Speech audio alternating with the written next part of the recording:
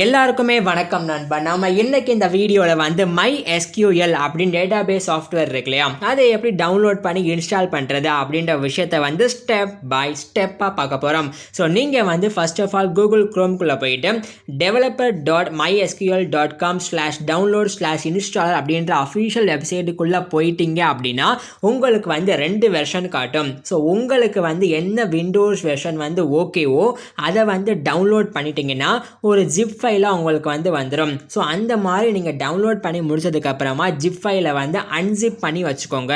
Unzip பண்ணதுக்கப்புறமா அதில் வந்து MSI-installer.exe அப்படின்றது இருக்கும். அதை வந்து டபுள் கிளிக் பண்ணிங்க அப்படின்னா இப்போ நான் இந்த வீடியோவில் காட்டக்கூடிய மாதிரி ஒரு விஷயம் வந்து உங்களுக்கு டவுன்லோட் ஆக ஆரம்பிக்கும்.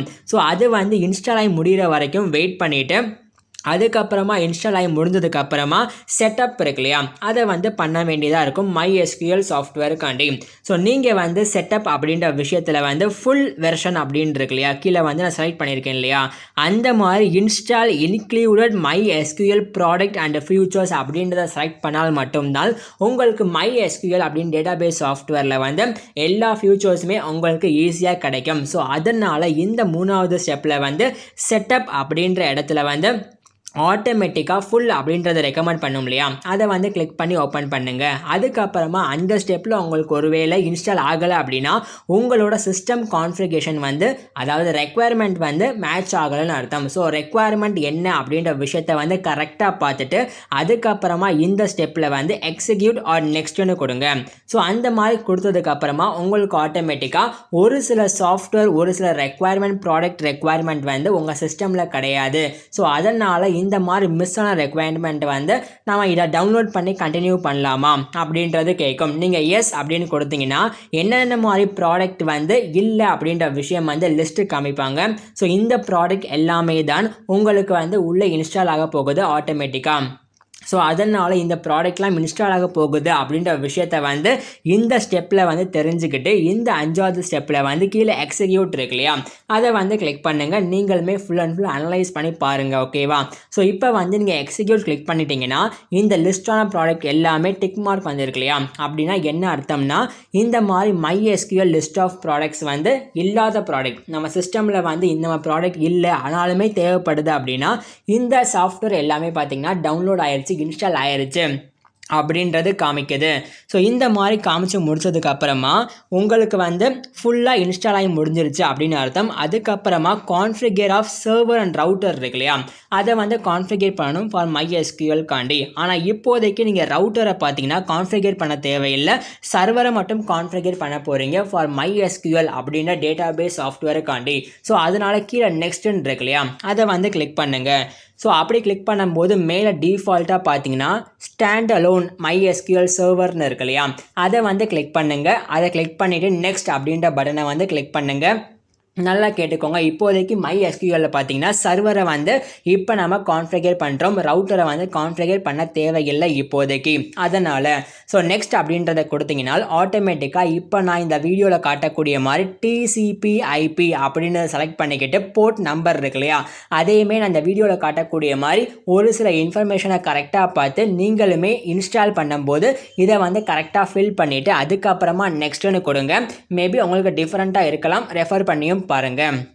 அப்படி நெக்ஸ்ட்னு கொடுத்தீங்கன்னா உங்களுக்கு ஆட்டோமேட்டிக்காக அத்தன்டிகேஷன் மெத்தடில் வந்து மேலே ரெக்கமெண்டட் அப்படின்னு காமிக்குது இல்லையா, ஸோ அந்த ரெக்கமெண்டட் ஆப்ஷன்லேயே வந்து கிளிக் பண்ணிவிட்டு கீழே வந்து நெக்ஸ்ட்னு கொடுங்க. ஸோ வரக்கூடிய ஸ்டெப்ஸில் வந்து மோஸ்ட் ஆஃப் த ஆப்ஷன்ஸ் வந்து இதிலேயே டிஃபால்ட்டாக ரெக்கமெண்ட் பண்ணுவாங்க. ஸோ அந்த மாதிரி ஆப்ஷனை தான் நம்ம கொடுக்க போகிறோம். ஸோ அதனால் ஃபர்ஸ்ட் ஆஃப் ஆல் வந்து ரெக்கமெண்டேஷனில் வந்து அத்தன்டிகேஷன் மெத்தட் அப்படின்னு காமிக்குது இல்லையா, அதை வந்து கிளிக் பண்ணி நெக்ஸ்ட்னு கொடுத்ததுக்கப்புறமா அடுத்த ஸ்டெப்பில் உங்களுக்கு அக்கௌண்ட்ஸ் அண்ட் ரூல்ஸ் அப்படின்னு காமிச்சிட்டு ரூட் பாஸ்வேர்டை வந்து கிரியேட் பண்ண சொல்லுவாங்க. ஸோ நீங்கள் வந்து ரூட் பாஸ்வேர்டு அப்படின்ற விஷயத்தை வந்து ஸ்ட்ராங்காக கிரியேட் பண்ணி வச்சுக்கோங்க. இந்த விஷயம் வந்து நம்ம கடைசி ஸ்டெப்பில் பார்த்தீங்கன்னா யூசர் நேம் அண்ட் பாஸ்வேர்டு போடுறதுக்கு ரொம்பவே ஹெல்ப்ஃபுல்லாக இருக்கும்.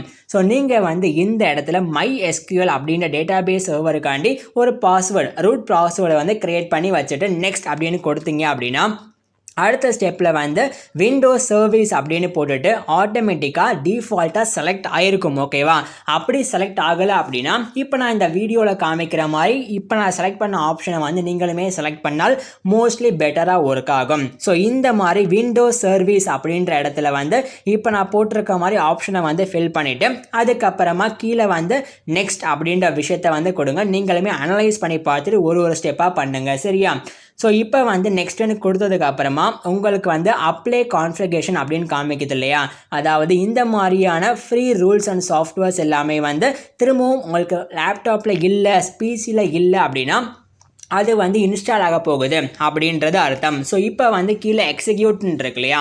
அதை கிளிக் பண்ணாலே உங்களுக்கு வந்து இப்போ காட்டக்கூடிய லிஸ்ட் ஆஃப் கான்ஃபிகரேஷன் செட்டப்ஸ் வந்து ஆட்டோமேட்டிக்காக இன்க்ளூட் ஆகும். ஸோ நீங்கள் பண்ண வேண்டிய விஷயம் வந்து அப்ளை கான்ஃபிகரேஷன் அப்படின்ற ஸ்டெப்பில் வந்து கீழே படித்து பார்த்துட்டு எக்ஸிக்யூட் அப்படின்னு கொடுத்தீங்கனால் உங்களுக்கு இந்த மாதிரி விஷயம் வந்து ஆட்டோமேட்டிக்காக டிக் மார்க் காமிச்சிட்டு இந்த configuration of MySQL server was successfully finished அப்படின்னு வந்துடும். கீழே வந்து ஃபினிஷ் அப்படின்ற பட்டன் இருக்கு இல்லையா?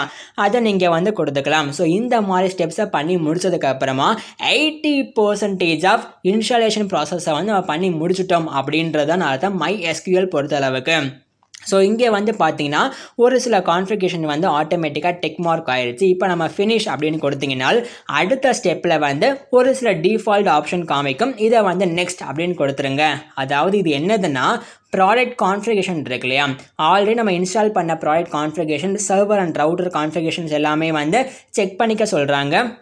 ஸோ இந்த ஸ்டெப்பில் வந்து நீங்களும் கொஞ்சம் படித்து பார்த்துட்டு உங்களுக்கு ஓகே அப்படின்னா கீழே வந்து நெக்ஸ்ட் அப்படின்ற பட்டனை வந்து கிளிக் பண்ணிக்கலாம். ஸோ இந்த மாதிரி பண்ணால்தான் MySQL அப்படின்ற டேட்டாபேஸ் சாஃப்ட்வேர் வந்து எந்த விதமான எரருமே இல்லாமல் உங்களுக்கு ஈஸியாக ரன் ஆகும். சரியா? ஸோ அடுத்த விஷயமா நெக்ஸ்ட்னு கிளிக் பண்ணிட்டீங்க அப்படின்னா கீழே வந்து இந்த மாதிரி டேட்டாபேஸ் சர்வரில் வந்து பார்த்தீங்கன்னா முன்னாடி நம்ம போட்டோம் இல்லையா? அதாவது நம்பர்ஸ் எல்லாமே வந்து கரெக்டாக இருக்கான்னு பார்த்துக்கோங்க. இங்கே மோஸ்ட்லி உங்களால் எடிட் பண்ண முடியாது. ஏன்னா நீங்கள் இதெல்லாம் பார்த்தீங்கன்னா ஆல்ரெடி கொடுத்த விஷயம்தான். ஸோ அதனால் இதை ஒன்ஸ் நீங்கள் செக் பண்ணி பார்த்துட்டு MySQL ரவுட்டர் கான்ஃபிகரேஷன் அப்படின்றத வந்து செக் பண்ணி பார்த்து டிஃபால்ட்டாக இந்த ஆப்ஷன் உங்களுக்கு வருதான்னு பாருங்கள். அப்படி வந்துச்சுன்னா ஃபினிஷ் அப்படின்றத கொடுங்க. அப்படி கொடுத்ததுக்கு அப்புறமா யூசர் நேமை வந்து நீங்கள் ரூட் அப்படின்னு கொடுத்துட்டு நீங்கள் வந்து கிரியேட் பண்ண அந்த ரூட் பாஸ்வேர்டை வந்து கரெக்டாக கொடுத்து அதுக்கப்புறமா நீங்கள் செக் அப்படின்னு கொடுத்தீங்கன்னா உங்களுக்கு ஆட்டோமேட்டிக்காக டிக் மார்க் ஆகிட்டு நெக்ஸ்ட் அப்படின்ற ஸ்டெப்புக்குள்ளே போயிடும். ஸோ நீங்கள் வந்து இந்த மாதிரி மேலே பார்த்தீங்கன்னா கனெக்ட் டு சர்வர் அப்படின்னு காமிப்பாங்க. ஸோ கரெக்டாக கனெக்ட் ஆகிக்கணும் அப்படின்னா நீங்கள் பாஸ்வேர்டை கரெக்டாக போட்டிருக்கணும். அப்படி போட்டதுக்கு அப்புறமா அது கரெக்ட் அப்படின்றதுனால நெக்ஸ்ட்னு கிளிக் பண்ணிட்டீங்கன்னா உங்களுக்கு ஆட்டோமேட்டிக்காக அப்ளை கான்ஃபிகரேஷன்ஸ் அப்படின்னு வந்துட்டு இன்னும் ஒரு சில ஆப்ஷன் வந்து காமிப்பாங்க. அதாவது கான்ஃபிகரேஷன்ஸ் எல்லாமே வந்து கரெக்டாக முடிச்சிட்டோமா அப்படின்றது இந்த இன்ஸ்டாலரை ஆட்டோமேட்டிக்காக செக் பண்ணிவிட்டு உங்களுக்கு கரெக்டாக இருந்தால் ஓகேன்னு காட்டும். ஆட்டோமேட்டிக்காக ஸ்கிரிப்ட் வந்து ரன் ஆகணுமா அப்படின்றதையுமே கேட்கும். நீங்கள் வந்து கண்டிப்பான முறையில் இந்த ஸ்டெப்பில் வந்து எக்ஸிக்யூட் அப்படின்ற ஆப்ஷனை வந்து கொடுத்துருக்கணும்.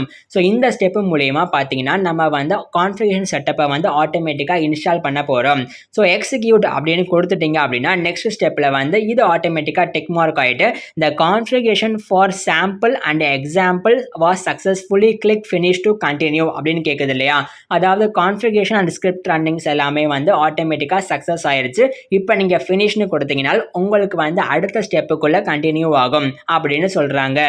ஸோ நீங்கள் வந்து இந்த ஸ்டெப்பில் பார்த்தீங்கன்னா ஃபைனலைஸ்டாக ஃபினிஷ் அப்படின்னு கொடுத்தீங்கன்னா உங்களுக்கு வந்து ஆட்டோமேட்டிக்காக நான் இந்த வீடியோவில் காட்டக்கூடிய மாதிரி அடுத்த பேஜுக்குள்ளே கொண்டு போயிடும். ஸோ இந்த வந்து பார்த்தீங்கன்னா இன்ஸ்டாலேஷன் கம்ப்ளீட் ஆகிடுச்சு சக்ஸஸ்ஃபுல்லாக அப்படின்ற விஷயம் காமிச்சிட்டு கீழே வந்து காப்பி டு கிளிக் போர்டுன்னு இருக்கு இல்லையா? இதெல்லாம் ஒன்றும் பண்ண தேவையில்லை. ஆட்டோமேட்டிக்காக டிக் ஆகி தான் இருக்கும். சப்போஸ் அந்த ரெண்டு பாக்ஸ்லையுமே டிக் ஆகலை அப்படின்னா நீங்கள் வந்து டிஃபால்ட்டாக டிக் பண்ணி விட்டுட்டு அதுக்கப்புறமா ஃபினிஷ்னு கொடுத்தீங்கன்னா உங்களுக்கு ஆட்டோமேட்டிக்காக MySQL இன்ஸ்டாலேஷன் ப்ராசஸ் வந்து சக்ஸஸ்ஃபுல்லாக முடிஞ்சிருச்சு.